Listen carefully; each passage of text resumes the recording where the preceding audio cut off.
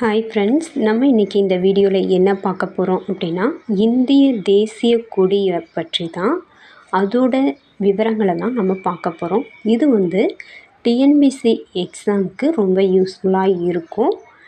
இந்த வீடியோ உங்களுக்கு பிடிச்சிருந்தா லைக் பண்ணிக்கோங்க, நோட்ஸும் எடுத்துக்கோங்க, ஸ்கிப் பண்ணாமல் கடைசி வரைக்கும் பாருங்கள். உங்களுக்கு பிடிச்சிருந்தா எனக்கு கமெண்ட் பண்ணுங்கள். வீடியோக்குள்ளே போகலாம். நமது இந்திய தேசிய கொடியை வடிவமைத்தவர் யார்? இந்த கொஸ்டினுக்கான ஆன்சர் பிங்காலி வெங்கையா அவர்கள். இவர் ஆந்திராவை சேர்ந்தவர். இவர் இந்திய சுதந்திர போராட்ட வீரரும் கூட. இந்திய தேசிய கொடியை வடிவமைத்த பிங்காலி வெங்கையா அவர்கள் பிறந்த தினம் எது அப்படின்னு கேட்பாங்க. ஆகஸ்ட் 2.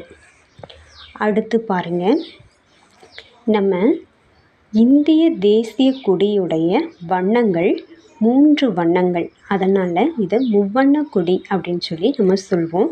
இந்த 3 வண்ணங்களையும் மேலிருந்து கீழாக பார்க்கலாம். இளம் சிவப்பு நிறம், அடுத்து வெள்ளை நிறம், கரும் பச்சை நிறம். வெள்ளை நிறத்தில் நடு பகுதியில் அசோக சக்கரம் இருக்குது. அந்த அசோக சக்கரம் எந்த நிறத்தை உடையது அப்படின்னு கொஸ்டின் கேட்டாங்கன்னா, கரு நீல நிறத்தை உடையது. இந்த அசோக சக்கரத்தில் எத்தனை ஆரங்கள் இருக்குது அப்படின்னா 24 ஆரங்கள் இருக்குது. இளம் சிவப்பு நிறம் நமக்கு எதை குறிக்குது அப்படின்னா, தைரியத்தையும் தியாகத்தையும் நமக்கு உணர்த்துது. அதே வெள்ளை நிறம் நமக்கு எதை உணர்த்துது அப்படின்னா, உண்மையையும் அமைதி தூய்மை அப்படிங்கிறத நமக்கு உணர்த்துது. பச்சை நிறம் நமக்கு செழிப்பை உணர்த்துது. இது நீங்கள் தெரிஞ்சு வச்சுக்கோங்க. இந்த இந்திய தேசிய கொடியுடைய வடிவமைப்பு எப்படி இருக்குது அப்படின்னா, இது செவ்வக வடிவத்தில் இருக்குது. அசோக சக்கரம் எதை நமக்கு குறிக்குது அப்படின்னா, தர்மத்தின் சட்டங்களை நமக்கு குறிக்கிறது. அடுத்த கொஸ்டின் பாருங்கள், அசோக சக்கரம் எங்கே இருந்து எடுக்கப்பட்டது அப்படின்னா, அசோகரின் சாரநாத் ஸ்துதியில் இருந்து எடுக்கப்பட்டு உள்ளது. இப்போ அதோட வண்ணங்கள் அது எதை நமக்கு குறிக்குது அப்படிங்கிறதெல்லாம் பார்த்துட்டோம். நீங்கள் தேவைப்பட்டால் நோட்ஸ் எடுத்துக்கோங்க. இப்போ தேசிய கொடியுடைய நீள அகல விகிதம் என்ன அப்படின்னு சொல்லி பார்க்க போகிறோம். நீளம் 3, அகலம் 2. 3:2 என்ற விகிதத்தில் இந்திய தேசிய கொடி இருக்குது. கொடிக்காத்த குமரன் என்று அழைக்கப்பட்ட திருப்பூர் குமரன் பிறந்த மாவட்டம் எது? ஈரோடு மாவட்டம், சென்னிமலை. இதை தெரிஞ்சு வச்சுக்கோங்க. இந்திய தேசிய கொடி 1947 ஆண்டு ஜூலை 22 இந்திய அரசியல் நிர்ணய சபையால் அங்கீகரிக்கப்பட்டது. அந்த வருடத்தையும் அந்த தேதியையும் மனப்பாடம் பண்ணிக்கோங்க. 1947 ஜூலை 22.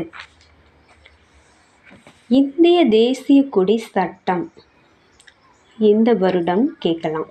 2002 ஆண்டு. அடுத்து பாருங்கள், அடுத்த கொஸ்டின். 2021 ஆண்டில் கொடி குறியீட்டில் திருத்தம் செய்யப்படுவதற்கு முன்பு கொடியானது காதி என்ற துணியினால் மட்டுமே உருவாக்கப்பட வேண்டும் என குறிக்கப்பட்டு இருந்தது. இதில் காதி அப்படிங்கிறது என்ன, அதோட மீனிங் என்ன அப்படின்னா, கையால் சுற்றப்பட்டு நூற்கப்பட்ட ஒரு வகை சிறப்பு துணி அப்படின்னு சொல்லி பொருள்.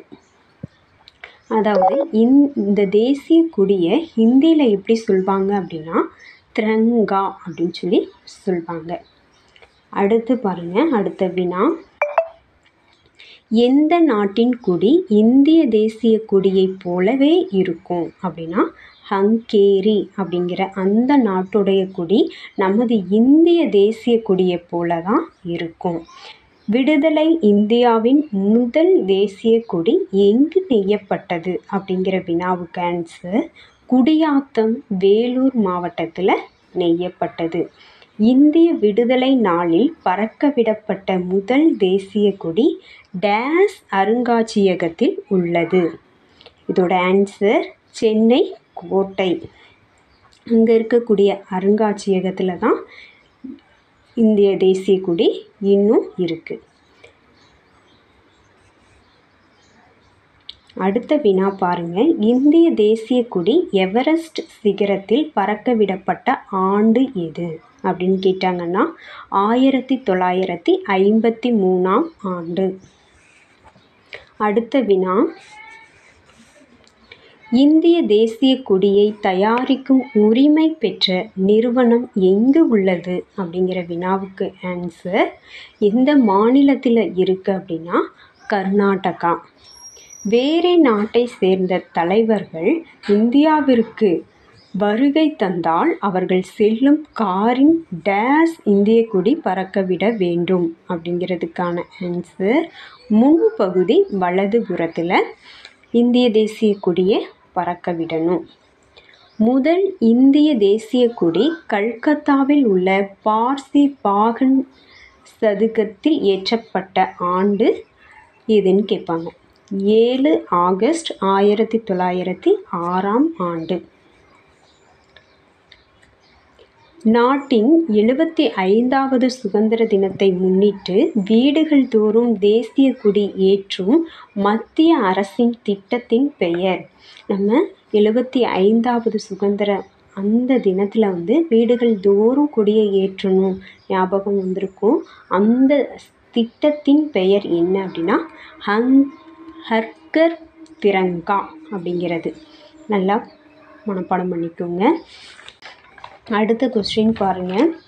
இந்திய தேசிய கொடி சுதந்திர தினத்தன்னைக்கு யார் கொடியை ஏற்றுவாங்க அப்படின்னா டெல்லியில் பிரதமர் கொடியேற்றுவார். செங்கோட்டையில் பிரதமர் அவர்கள் சுதந்திர தினத்தன்று கொடியேற்றுவாங்க. அவருடைய பிரதிநிதிகளாக இருக்கக்கூடிய அந்தந்த மாநிலத்தின் முதல்வர்கள் அந்தந்த மாநிலத்தில் கொடியேற்றுவாங்க. நமது தமிழகத்தில் நமது முதலமைச்சர் கொடியேற்றுவார். அதே குடியரசு தினத்தன்னைக்கு யார் கொடியை ஏற்றுவா அப்படின்னா குடியரசுத் தலைவர் ராஷ்டிரபதி பவனில் கொடியேற்றுவார். அவருடைய பிரதிநிதியாக இருக்கக்கூடியவர் அந்தந்த மாநில ஆளுநர்கள் அந்தந்த மாநிலங்களில் கொடியேற்றுவாங்க. நமது தமிழ்நாட்டிலையும் நமது தமிழக ஆளுநர் குடியரசு தினத்தன்னைக்கு கொடியை ஏற்றுவாங்க. நமது இந்திய தேசிய கொடியானது அதிகாரப்பூர்வ கொடியாக மாறியது 1947 ஆகஸ்ட் 15. இந்திய குடியரசின் கொடியாக ஏற்றுக்கொள்ளப்பட்ட நாள் 1950 ஜனவரி 26. Thank you friends.